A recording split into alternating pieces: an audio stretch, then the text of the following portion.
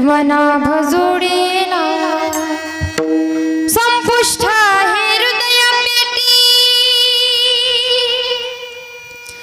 करुणी पोटी साठावो संत दर्शनी हाला पद्मनाभ जोडीला तुका म्हणे होता ठेवा पडला संत दर्शनी हाला लाभ पद्मनाभ जोडीला विठ्ठला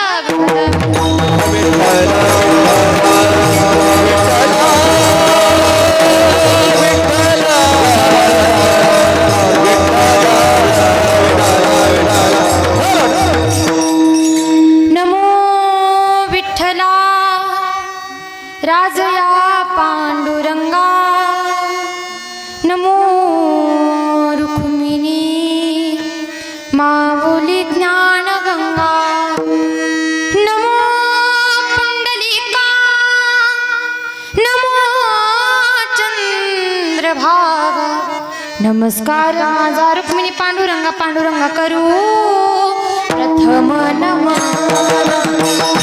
पांडुरंगा करू प्रथम नमः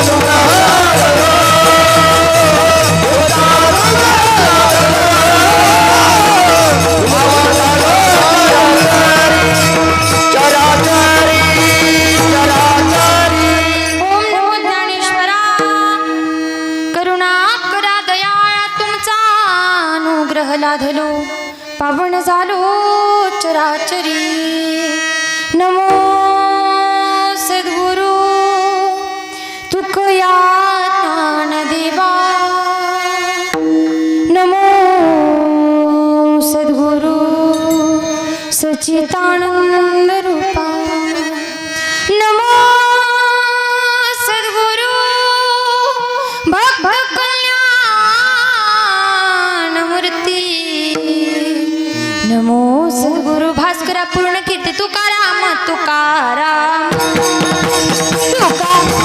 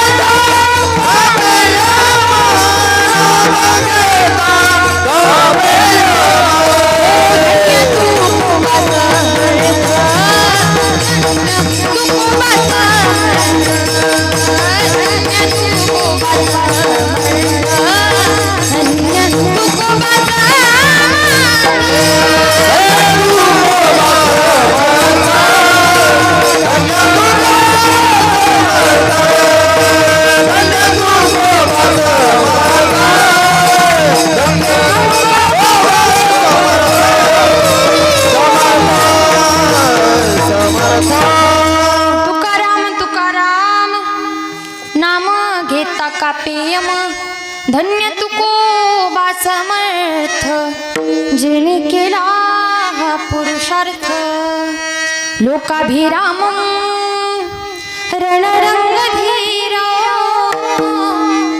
राजीव नेत्रम रघुभूषण कारुण्यरूपम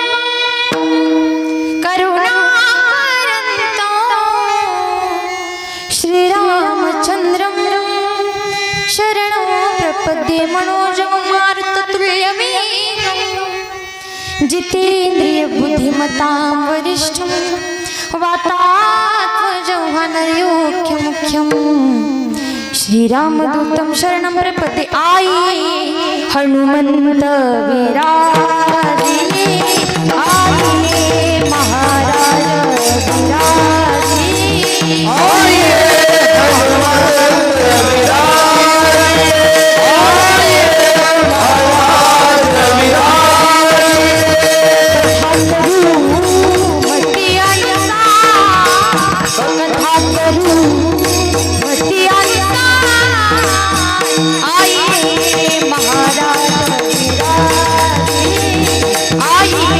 हनुमंत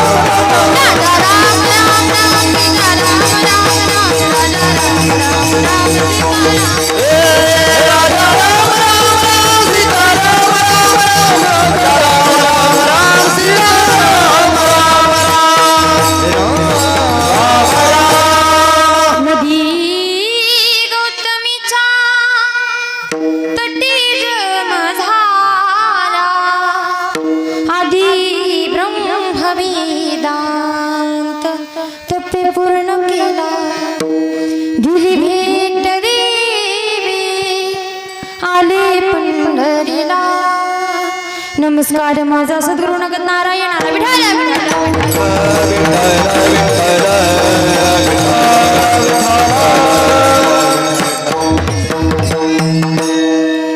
उजळले भाग्याता उजळले भाग्याता अवघी चिंता वारली संत दर्शनी हा लाभ पद्मनाभ जोडीला. प्रस्तुत प्राप्त प्रसंगी प्राप्त वेळी कीर्तन रूपी सेवेकरिता निवडलेला अभंग. वैराग्याचे मूर्तिमंत पुतळे असणारे देहोनिवासी सदैव वैकुंठास जाणारे मायबाप वैकुंठावरून परत येणारे पुन्हा आपल्या सगळ्यांना उपदेश करणारे असे असणारे पंचमवेद निर्माते भक्तांचे देवाच्या भक्ताला देवापर्यंत पोहोच करणारे असे असणारे जगद्गुरु तुकोबाराय यांचा 4 चरणाचा उत्कृष्ट असा अभंग तुम्हा सर्वांच्या सेवेसाठी विठ्ठल विठ्ठल.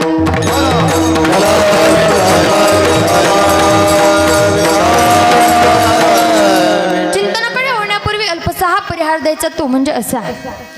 जगत चालक ब्रह्मांड एक जगाचा नियंता परमपिता असा असणारा सत्यधीश पांडुरंग परमात्मा.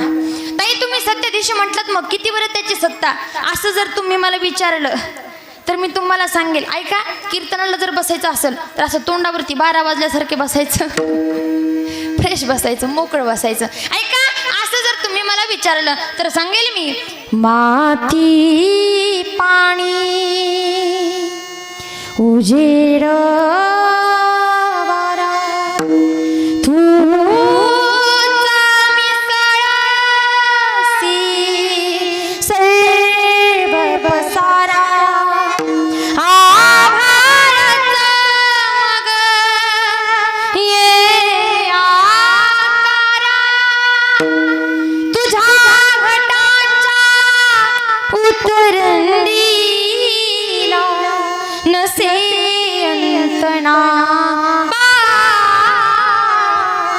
बोला बोला तू वीरा कुंभा विठ्ठला तू वीरा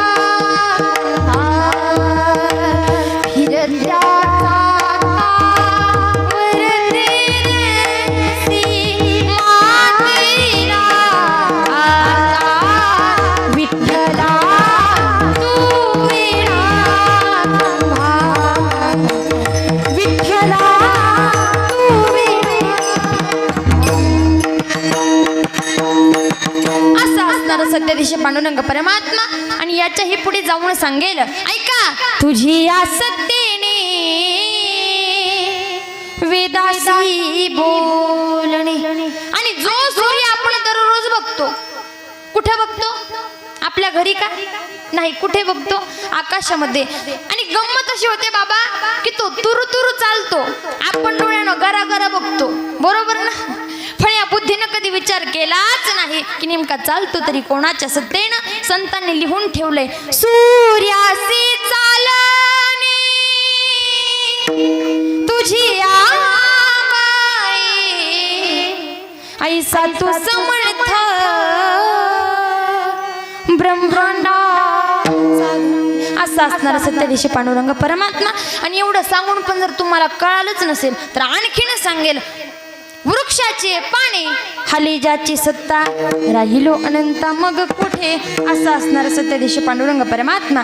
त्याच पांडुरंग परमात्म्याच्या चरणावरती किंवा त्याच्याच सत्तेनं चालत असलेला हा आपल्या गावामध्ये गोड आणि सुंदर प्रकारचा नामयज्ञ सोहळा. सप्ताचं कितवं वर्ष आहे अखंड आहे का बर बर चालते. फार गोड आणि एवढा सुंदर एवढा सुंदर एवढा सुंदर ताई किती सुंदर तर ऐका जणू काय दृष्ट लागावी एवढा गोड आणि एवढा सुंदर प्रकारचा एवढा सुंदर असा. आणि हा सप्ताह काही एकाच्या आशीर्वादानं किंवा एकाच्या पुण्यानं किंवा एकाच्या शुभ हस्ते होत नसतो बरं का. हा याला अनेक जन्माचं पुण्य लागतं. नवे नवे तर अनेक माणसांचा साठा या सप्ताहासाठी लागत असतो. ऐका महिला मंडळ दिवाळी हा सगळ्यात मोठा सण आहे बरोबर ना. दिवाळी हा सगळ्यात मोठा सण आहे. दिवाळीला आपण गोळा करून करून करून किती पाहुणे रावळे गोळा करतो किती करतो 10 15 20 पण 200 कोणी करू शकतं का नाही. हा 10 20 किंवा 30 पाहुण्यांचा सप्ताह नाहीये 30 पाहुण्यांचा मेळावा, नाहीये 30 पाहुण्यांची दिवाळी, नाहीये. मग ही दिवाळी आहे किती माणसांची? 200 तरुणांची, बरोबर आहे? 200 तरुण मिळून हा एवढा मोठा सप्ताह गोळा करतात, एवढा मोठा सप्ताह आपल्या गावामध्ये साजरा करतात. ऐका ना मायबाप, आपण सण प्रत्येक साजरा करतो, आपल्या घरामध्ये प्रत्येक सण आपण साजरा करतो. मी सगळ्या महाराजांची नावं घेतली असती, पण आता सगळ्यांची नावं घ्यायला वेळ नाही आहे आपल्याकडे. असो, जेवढ्या आणि हा एवढा मोठा महायज्ञ सोहळा सगळ्यांच्या आशीर्वादानं, सगळ्याच्या पुण्यहीनं आणि सगळ्यांच्या गोड अशा संयोजनातून फार सुंदर असा कार्यक्रमाचा नियोजन केलेलं आहे. आणि याच्यातील 6व्या दिवसाची कीर्तन रूपी सेवा माझ्या पाट्याला आलेली आहे. ऐका मायबाप, सप्ताह चांगल्या होण्यासाठी 2 गोष्टी सगळ्यात मोठ्या गरजेच्या असतात.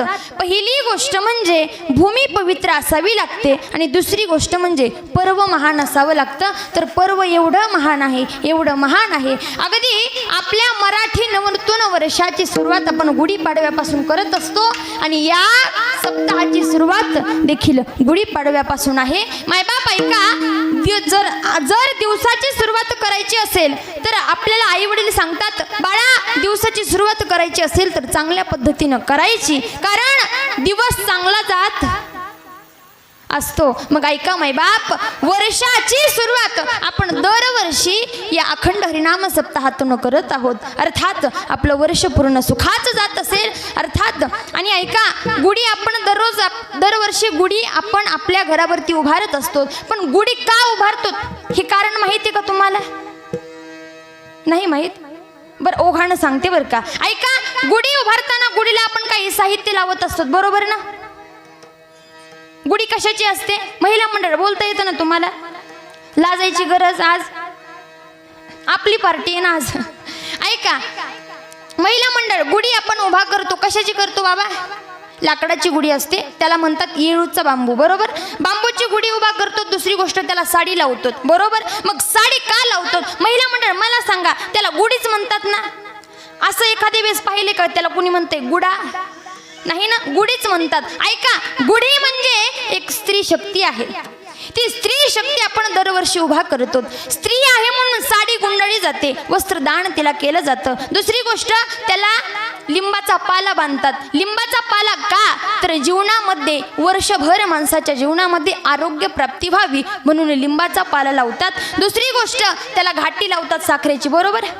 साखरेची घाटी का लावायची? तर ती साखरेची घाटी माणसाला शिकवत असते, बाबांनो मी सोन्याची नाहीये, बाबांनो मी चांदीची नाहीये, माझ्या अंगाला हिरे माणिक मोती नाहीयेत, मी साखरेची आहे, स्वभाव माझा गोड आहे, नवे तर ऐका, मी एकदम साधी आणि सरळ आहे. जीवन जगायचं असेल तर माझ्यासारखं जगा, साधं आणि सरळ. जास्त महागडे वस्त्र घालून गावात मिरवण्यापेक्षा मी सांगू एक गोष्ट, ऐका ना, जेवढे पैसे सुखी राहायला लागतात त्याच्यापेक्षा किती जास्त पैसे सुखी आहोत हे दाखवायला लागतात.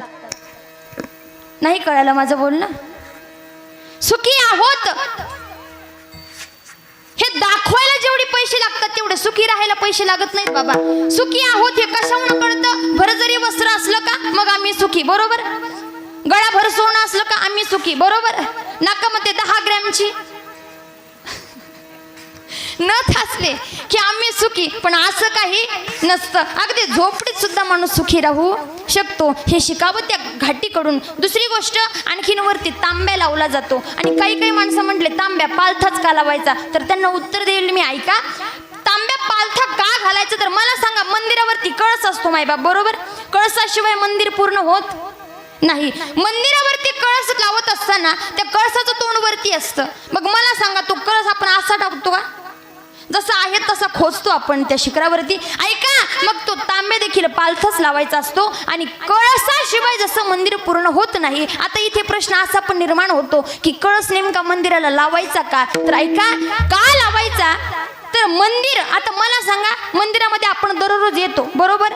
येतात ना? खरं सांगायचं बरं का, नाही भेटत आपल्याला वेळ. ऐका, पण तुम्ही आपण दररोज मारुतीच्या दर्शनाला जात असतो, मंदिरामध्ये येत असतो. मंदिरामध्ये आल्याच्या नंतर मंदिरावरती जो कळस असतो ना, त्या कळसाचं काम असतं. मला सांगा, हा नामयज्ञ सोहळा फक्त 8 दिवसाचा आहे की पूर्ण वर्षभराचा? 8 दिवसाचा. 8 दिवसामध्ये इथे जेवढं काही नामस्मरण होत आहे ना, हे नामस्मरण तो कळस स्वतःमध्ये कॅप्चर करून घेतोय.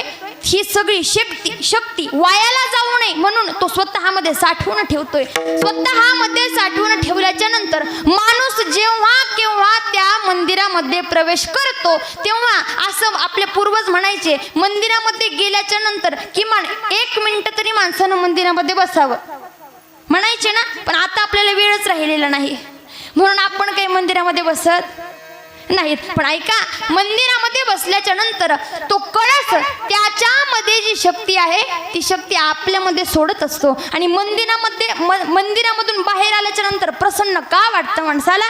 केवळ एक आणि एक कारण आहे, तो कळस स्वतः मधली शक्ती आपल्या मनामध्ये दान करून देत असतो. म्हणून माणसानं मंदिरामध्ये गेलं पाहिजे. सप्ताहाची ताकद की त्या कळसामध्ये नामस्मरणाची एनर्जी साठवत आहे. नवे तर ही एनर्जी आपल्याला वर्षभर कामी येते. आणि एनर्जी संपली की पुन्हा आपण सप्ताह करायचा, पुन्हा एनर्जी त्याच्यामध्ये भरायची, ती एनर्जी आपण वर्षभर वापरायची. असंच कधीही खंड न पडणारा हा नामयज्ञ सोहळा, गोड असा सोहळा, अगदी गुढीला उभारून गुढीच्या साक्षीनं. आणि ती गुढी माणसाला एक गोष्ट शिकवत असते. ऐका, ती गुढी माणसाला म्हणत असते, मी स्त्री शक्ती असून तुमच्या दारामध्ये खंबीरपणे उभी आहे. आणि गुढी दारातच का उभी करायची? तर ऐका, गुढी ही दारातच यामुळे उभी करायची, ती गुढी माणसाला आतमध्ये प्रवेश करताना सांगत असते, बाळांनो, घरामध्ये जाताय तुम्ही, पण घरामध्ये जात असताना मनामध्ये कुठल्याही प्रकारचा द्वेष ठेवू नका. मनातला अहंकार, द्वेष, अहंभाव सगळ्या बाहेर गोष्टी फेकून द्या. आतमध्ये जात असताना फक्त आणि फक्त प्रेम घेऊन जा. कुटुंब, परिवार सुखी झाल्याशिवाय राहणार नाही. एवढ्या गोड पर्वावरती आपला सप्ताह सुरू आहे. या सप्ताहातील 6व्या दिवसाची कीर्तनरूपी सेवा माझ्याकडे आली. गोड असा सप्ताह आहे. या सप्ताहातील सेवेसाठी मी जगद्गुरु तुकोबरायांचा अभंग निवडलेला आहे. अभंग जगद्गुरु तुकोबरायांचा आहे आणि अभंगामध्ये जगद्गुरु तुकोबर आहे. स्वतःतील जीवनामध्ये आलेला अनुभव सांगतात. प्रत्येक माणूस जीवन जगत असतो. तुम्हीही जगतात, मीही जगतो.